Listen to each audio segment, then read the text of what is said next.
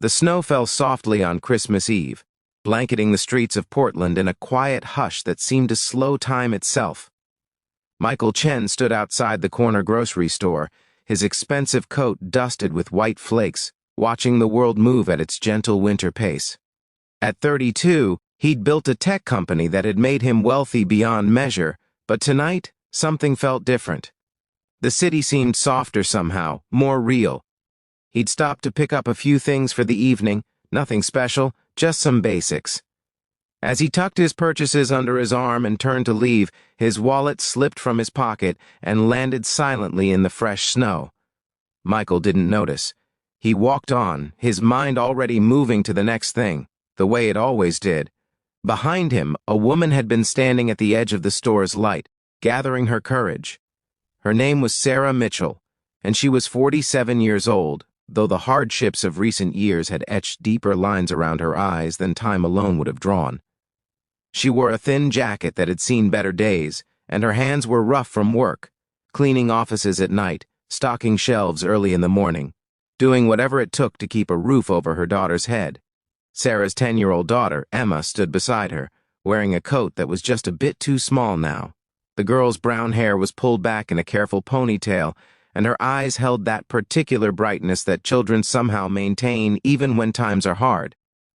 They'd come to the store with $8.37. Sarah had counted it 3 times at home, enough for bread, some pasta, and if she was careful, maybe a small jar of sauce. It would be their Christmas Eve dinner. It would be enough. It had to be. Emma tugged at her mother's sleeve. "Mom, look." There in the snow, dark leather against white powder, lay the wallet. Sarah saw it immediately. She also saw the man walking away, his confident stride carrying him toward what she assumed was a warm home, a full table, a life without the constant calculations she lived by. For just a moment, just one brief human moment, Sarah felt the weight of every struggle, every denied request from her daughter, every time she'd had to choose between medicine and food. The wallet was right there. The man hadn't noticed. He would never miss what was probably inside. People like that never did. She bent down slowly and picked it up. The leather was soft, expensive, the kind of thing she'd never own. Her fingers trembled slightly as she opened it, and what she saw made her breath catch.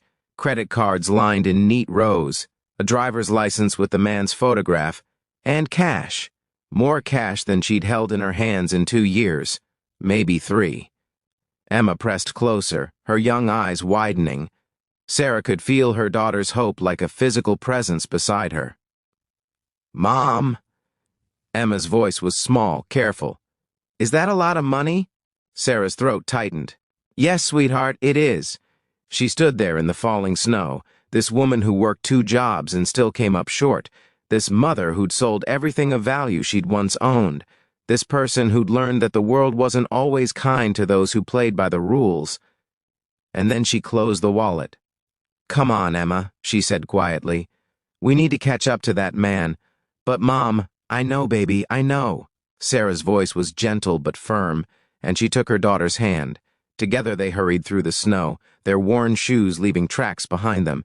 "Excuse me," Sarah called out. "Sir, excuse me." Michael turned, surprised. He saw a woman and a young girl half running toward him, the woman holding something in her outstretched hand. As they came closer, he recognized his wallet, and his hand instinctively went to his pocket, finding it empty. "You dropped this," Sarah said, slightly breathless, holding out the wallet. For a moment, Michael just looked at her. He saw the thin jacket, the worn shoes, the careful darns in the little girl's coat. He saw the redness in Sarah's hands from cold and work. He saw something in her eyes, a dignity that all her circumstances hadn't diminished. "Thank you," he said, taking the wallet. And then, because something in their faces made him pause, he really looked at them. "Thank you very much."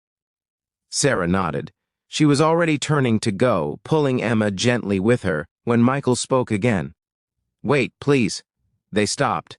Michael opened his wallet and pulled out several bills. "Please," he said, holding them out. "As a thank you. It's Christmas Eve." Sarah looked at the money. She knew what it represented. A real meal, maybe 2. The gas bill she was behind on. Emma's shoes that pinched her toes. But she shook her head slowly. "That's kind of you," she said softly, "but we don't need a reward for doing what's right." Michael stood there, humbled. He'd built his success on reading people, on understanding what motivated them, and here was someone refusing what she clearly needed. Not out of pride exactly, but out of something deeper, something he'd lost touch with somewhere along the way. "I'm Michael," he said, extending his hand. "Sarah," she replied, shaking it. Her grip was firm despite the cold. "And this is my daughter, Emma." Emma smiled shyly, and Michael found himself smiling back. "Have you had dinner?" The question came out before he'd fully thought it through, but once spoken, he knew it was right. "It's Christmas Eve. I was just heading home, but I'd be honored if you'd join me, both of you." Sarah hesitated. Every instinct told her to politely decline, to protect her pride, to not burden this stranger with their circumstances. But Emma's hopeful eyes found hers, and Sarah felt her resolve waver. When was the last time they'd had a real meal? When was the last time Emma had been in a warm home that wasn't their small, drafty apartment? "We wouldn't want to impose," Sarah began, but Michael shook his head. "You wouldn't be.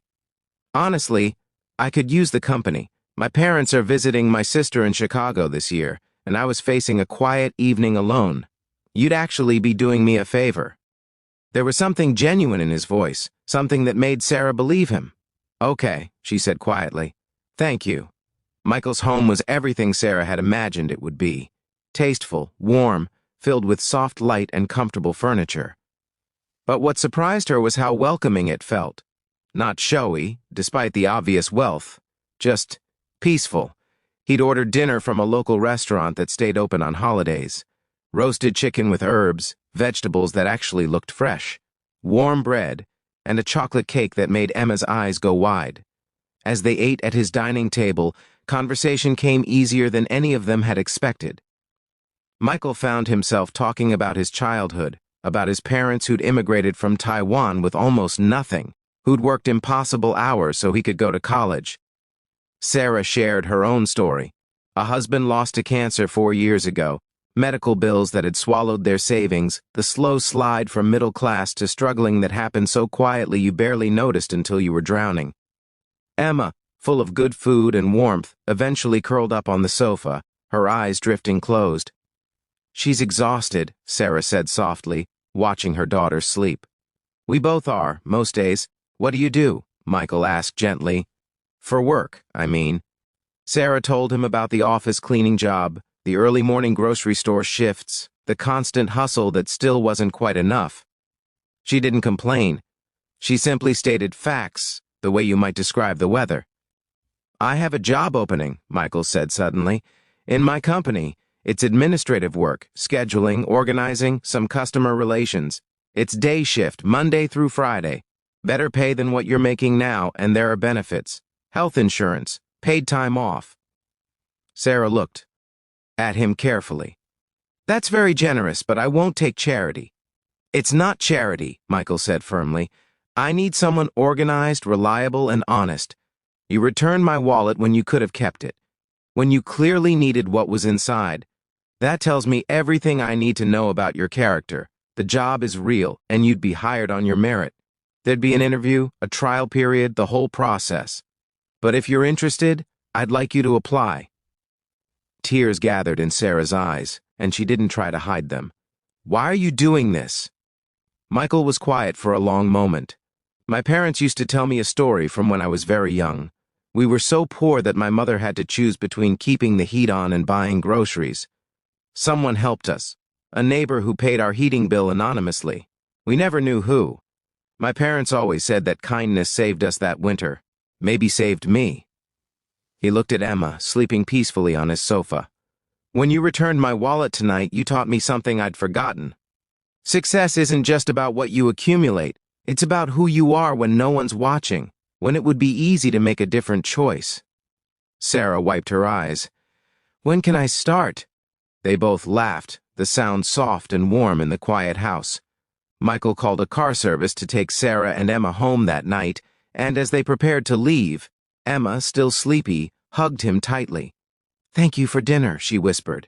"It was the best Christmas Eve ever." After they left, Michael sat in his quiet house and realized it didn't feel empty anymore. It felt full of possibility, of connection, of purpose beyond profit margins and quarterly reports.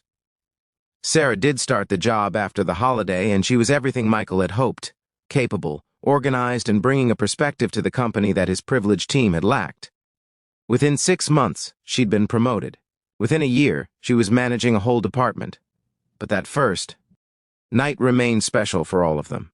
The night when a wallet dropped in the snow became a bridge between two lives, two worlds. The night when doing the right thing opened doors that had seemed forever closed. The night when a stranger's kindness answered another's integrity. Emma would grow up and sometimes tell the story of that Christmas Eve, how her mother chose honor over survival, how a moment of honesty changed everything. She'd tell it to her own children someday, passing along the lesson that your character is defined not by what you have, but by what you do when you have nothing left to lose. And Michael kept that wallet, the one Sarah had returned. Sometimes, when business decisions felt complicated, when success threatened to distance him from his values, he'd take it out and remember. Remember the woman who'd had every reason to keep it and didn't. Remember the choice that had reconnected him to the better parts of himself. Years later, at Emma's college graduation, funded by a scholarship program Michael had started at his company, Sarah would tell him that returning the wallet was the easiest decision she'd ever made. Emma was watching, she'd say simply, "I needed her to see that who we are matters more than what we have." Michael would nod, understanding, because that was the real gift of that snowy Christmas Eve. Not the job, not the changed circumstances, but the reminder that guided them all forward. That kindness and integrity, given freely in the smallest moments, ripple outward in ways we can never fully measure. That doing the right thing, even when it's hard, even when it costs you, is never truly without reward. The snow had stopped falling that night long ago, but its quiet grace remained, blanketing all of them in its gentle, enduring peace.